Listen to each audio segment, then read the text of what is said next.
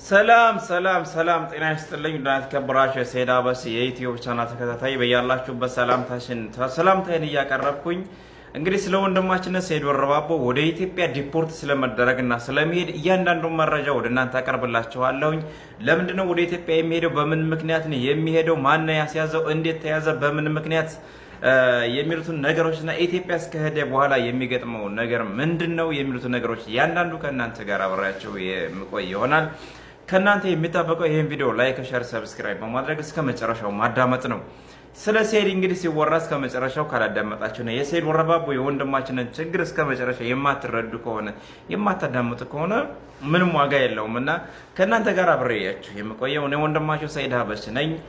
እንግዲህ ወንድማችን ሰይድ ወረባቦ እንደሚታወቀው ሀና እህታችን በየመን አጋሽ ደላሎች ከታገተችበት ሰዓት ጀምሮ ከ10 ቀን በላይ በተለያዩ በሱም ቤት በእህታችን ማነው ስሟ በሀቢባ ቤትም የተለያዩ የላይቭ ፕሮግራሞችን በማድረግ ከደላላ ጋር ድርድር በማካሄድ እንደዚሁም ሌሎችንም ደላላዎችን በመጠየቅ መረጃ በመሰብሰብ ሀና በህይወት ለመኖርና ላለመኖሯ በህይወት ካለችም ከነን ህይወቷ ለቤተሰቦቿ ለማስረከብ ፍትህ ሲጠይቅ ቆይቷል።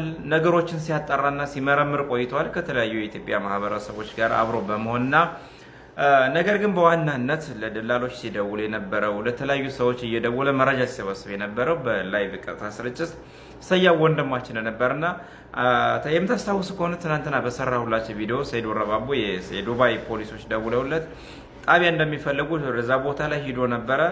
ነገር ግን በሰላም ነበር የተመለሰው። የምናውቀው ይሄንን ጉዳይ ነበረ። ነገር ግን እዛ ቦታ ላይ ከሄደ እንደማይመለስና ወደ ኢትዮጵያ ዲፖርት እንደሚያደርጉት እዛው እስር ቤት መቆየት እንዳለበት ነበር የነገሩት። ከዛም በኋላ ነገር ግን እሱን እዛ ልብስ ቦታ ላይ ቀጥሮት የነበረው ሰውዬ በራሱ ኢጋማ ፈርሞ በ5 ቀን ውስጥ በራሱ ፍላጎት ሳይታሰር ወደ ሀገሩ እንዲገባ የፈረሙ አውጥቶታል ማለት ነው። እንዴት ወደ ኢትዮጵያ ሄደ? ምን አጥፍቶ ነው? ዱባይ ላይ የሰራው ወንጀል የለም። የዱባይን ሕግ አልጣሰም። ምንም አይነት ስራ አልሰራም። ለምንድን ነው ወደ ኢትዮጵያ የሚሄድበት ምክንያት አልገባንም የምትሉት ሰዎች አላችሁ። ወደ ዱባይ ከዱባይ ወደ ኢትዮጵያ ዲፖርት የተደረገበትና የዱባይ መንግስት ያባረረበትን ምክንያት ወደ እናንተ ይዤላችሁ ቀርባለሁኝ። ይህንን ከማቅረብ በፊት ግን አንዳንድ የተምታታና ውሸት የሆነ መረጃ ወደ እናንተ ሊያቀርቡላችሁ ስለሚችሉ ያንን ነገር ሰምታችሁ እንዳትሸወዱ። የመጀመሪያው ምንድነው? የገጠር ልጅ በተሳደበበትና የከሚሴ ዲቃላ ባለበት ኦሮሞዎች ተደራጅተው ነው ከዱባይ ያባረሩት የሚል መረጃ እየወጣ ይገኛል። ይህን ከእውነት የራቀ ነው። በዚህ አይደለም የተያዘውም የከሰሰውም ሰው የለም። እሱን የሚጠሉ ሰዎችና አማራን የወሎን ህዝብ የሚጠሉ ሰዎች ናቸው ይህን መረጃ የሚያካፍሏቸው። በዚህ አይደለም የተያዘው ልላችሁ ፈልጌ ነው። ሌላው ነገር ደግሞ የሚያሰራጩት መረጃ ምንድነው? ልብስ ኦንላይን መሸጥ ፍቃድ ስለሌለ ለዛ ሱቅ ከፍቶ መሸጥ እንጂ የኦንላይን ፍቃድ ስለሌለው በዛም ነው የተያዘው እያሉ ስምም የሚያጠፉ ሰዎች አሉ። በዛም አይደለም የተያዘው። እንግዲህ እንደሚታወቀው ሳዑዲ አረቢያና የመን ጦርነት ላይ ናቸው። ሳዑዲና ዱባዮች አይስማሙም። ዱባይና የመንም ከሁለት ጎራ ከፍላ ታዋጋቸዋለች፣ ለአንድ በጎን ታግዛለች ማለት ነው። ገባችሁ? ስለዚህ የመን ላይ ሰይድ ወረባቦ በቀጥታ ስርጭት ሀናን የመን ላይ ሲያፈላልግ ከተለያዩ ሰዎች ጋር ቀጥታ በየመን መስመር ይደዋወል ነበር ማለት ነው። እሱ ማነው? ከየመኒዎች ጋርና ከደላላዎች ጋር ይደዋወል ነበር። የመን ላይ የሚደዋወላቸው 3 ሀበሾች አሉ። የመጀመሪያው ሀበሻ የራሱ የሆኑ ሰዎች እና ከየመን ታጣቂዎች ጋር ከሁቲ ጋር የሚያገናኙት ናቸው። ገባቸው? ሁለተኛዎቹ ሰዎች ደግሞ ደላሎች ናቸው። እነ ተክላይ ሀናን ያገቷት ደላሎች ናቸው። ከነሱ ጋር ነበር ሲደዋወል የነበረው። ሌላው ነገር ደግሞ ምንድነው? የመን የሆኑ የታጠቁ የሁቲ ሰዎች ጋር እና ያልታጠቁ የየመኒ ሰዎች ጋር ያወራ ነበረ። እንግዲህ በዚህ መካከል ምንድነው? ሁቲዎች እንደሚታወቀው ከእስራኤል ጋር ከሳውዲ አረቢያ ጋር ከዱባይ ጋር ውጊያ ታደርጋለች። ገባችሁ? አይስማሙም። የዱባይ መንግስት የሳውዲ አረቢያ የኢትዮጵያን ማለት የየመንን ሱኒ የሚባለውን ታጣቂ ይደግፋሉ። ሁቲዎችን ግን አይደግፉም። በዚህ መካከል የዱባይ መንግስት ከየመን የሚጠቀማቸውና የሚፈልጋቸው ብዙ ነገሮች አሉ። በአሁኑ ሰዓት ደግሞ በርካታ የየመን ቦታዎችና ይዞታዎች የተቆጣጠረው ሁቲ ነው። ሁቲ ደግሞ ከዱባይ ጋር ምንም አይነት ስምምነት የለውም፣ ጸብ ነው። ስለዚህ ሰይድ ወረባቦ ከየመኒዎች ጋር በሚያወራበት ሰዓት ስለ ሁቲዎች ነበር ሲያወራ የነበረው። ደላሎቹ ለምን በሁቲ አይያዙም? ከሁቲ ጄኔራሉ ጋር ለምን አታገናኙንም? የእሱ አካባቢ ኃላፊ ማን ነው? እያለ በአረበኛ ከየመኒው ጋር ይደዋወል ነበረ። ይህምንም በሚደዋወልበት ሰዓት የዱባይ ቴሌኮም ይቀደዋል፣ ሪከርድ ያደርገዋል። ገባችሁ? እኔ በሀገረኛ አማርኛ ነው የማወራቸው፣ ምክንያቱም እንግሊዝኛ የማትችሉ ሰዎች አላቸው። ሪከርድ ያደርገዋል። ምንድነው ሪከርድ እንዳትሉ ነውና ይቀደዋል። ታውቃላችሁ? ይቀደዋል። የሆነ ሪከርዱን ድምጹን ይቀደዋል።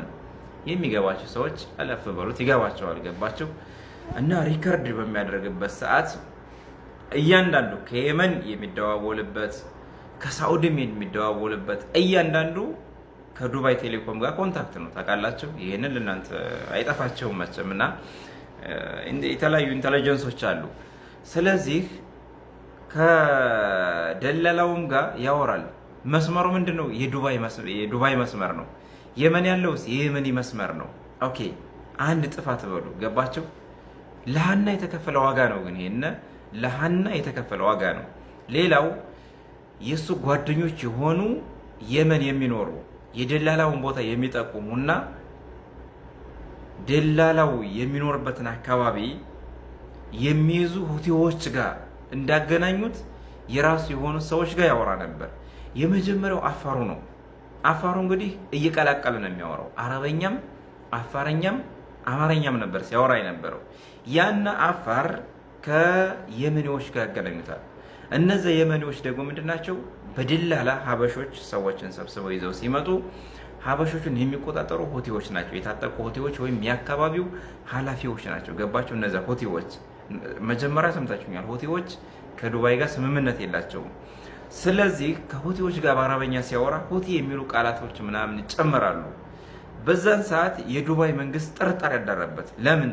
የዱባይ መረጃ ምናልባትም ለሁቲዎች አሳልፎ እየሰጠ ነው። አንድ ጊዜ አይደለም፣ በተደጋጋሚ ከሁቲዎች ጋር በየመን መስመር ሲደዋወል ጥርጣሬ ያደረባቸውና ወደ ፖሊስ ጣቢያ ጠሩት።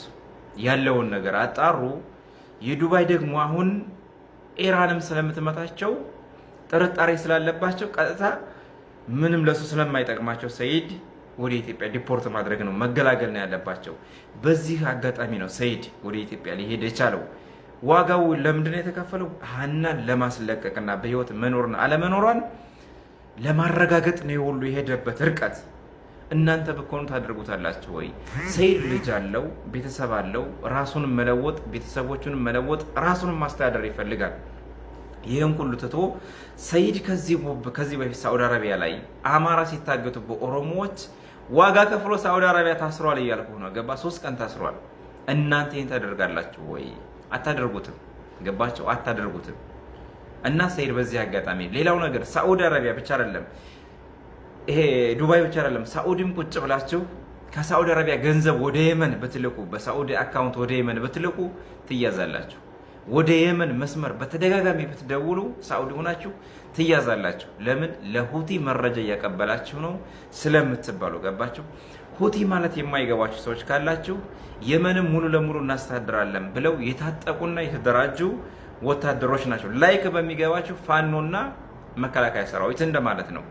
ሁቲን የሚያግዙ ሀገራቶች አሉ፣ የማያግዙ ሀገራቶች አሉ። በዚህ አጋጣሚ ነው የተያዘው። ሰይድ ወረባቦን ወደ አውሮፓ ጥሩ ቢዝነስ ያለው ስራ ተፈልጉ እንወስደዋለን። ይህንን ለማድረግ ደግሞ ስፖንሰሮች መዘጋጀት ይኖርባቸዋል ማለት ነው። ለሃና ሰይድ ወረባቦ ይህን ያክል መስዋዕት ከፈለ። ከ5 ቀን በኋላ ወደ ኢትዮጵያ ሊሄድ ነው፣ ዲፖርት ሊደረግ ነው። ገባችሁ? ስለዚህ እናንተስ ለሀገራችሁ ሰዎች ምን ያክል ዋጋ ትከፍላላችሁ? እስኪ ራሳችሁን ጠይቁ። ስለዚህ ሌላውንም መረጃ እናመጣላችኋል። ሰይድ ወረባቦን አውሮፓ እናስገባዋለን። ላይክ፣ ሼር፣ ሰብስክራይብ አድርጉና ሌሎችም እንደርስ። ለምን? ስለ ሰይድ የተለያዩ የውሸት መረጃዎች እያወሩ ስለሆነ ለሰራው ድልም ሌሎች ሰዎች እንዲሰሙት የላይክ ምልክቷን ሰብስክራይብ ምልክቷን ንኩና ሌሎች የያዙት። ስለዚህ ሰይድ ወደ ሀገር ቤት የሚሳፈርበት ምክንያት በሃና ምክንያት የመን ከየመኒዎቹ ጋርና ከደላላዎቹ ጋር በየመን መስመር ስለተደዋወለና የዱባይ ቴሌኮም ሪከርድ ስላደረገው በዛ ተደውሎለት ነው ወደ ኢትዮጵያ ዲፖርት የሚደረገው። አላህ በሰላም ያስገባው።